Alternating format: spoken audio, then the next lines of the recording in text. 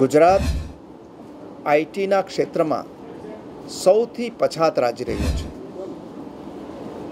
આંધ્રપ્રદેશ જેવું એકદમ છેવાડાનું રાજ્ય છે, એ રાજ્યની અંદર આજે દુનિયાની શ્રેષ્ઠ જે આઈટી કંપનીઓ છે એનું ડેસ્ટિનેશન બની ચૂકી છે.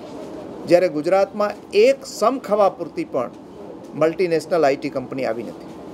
એના મૂળમાં એ છે કે ભારતીય જનતા પાર્ટીએ 17 વર્ષમાં ગુજરાતના જે વિદ્યાર્થીઓને આઈટીના ક્ષેત્રમાં જે ટ્રેનિંગ આપવી જોઈએ આપી નહીં, અને એને કારણે ગુજરાતનો વિદ્યાર્થી પણ પાછળ રહ્યો અને ગુજરાતનું આઈટી ક્ષેત્ર પણ પાછળ રહ્યું.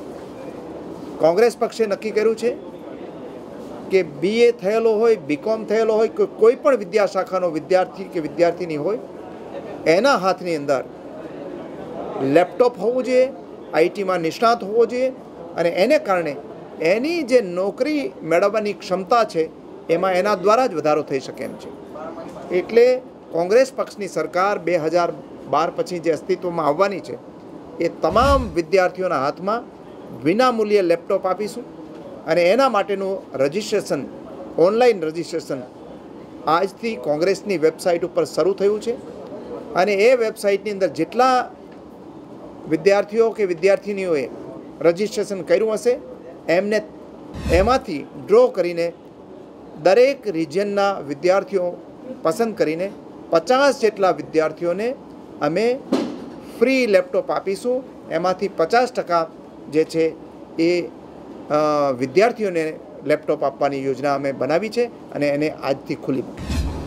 શરૂઆતમાં અમે ઓનલાઈન જ રજિસ્ટ્રેશન કરવાના છીએ, અને એના પછી અમુક રૂરલ એરિયામાં એવું છે કે ત્યાં કદાચ સગવડતા ન હોય તો અમે તમામ કોલેજોમાં ઓફલાઈન પેપર ઉપર પણ એમનું ફોર્મ રજિસ્ટ્રેશન સ્વીકારવાના છે.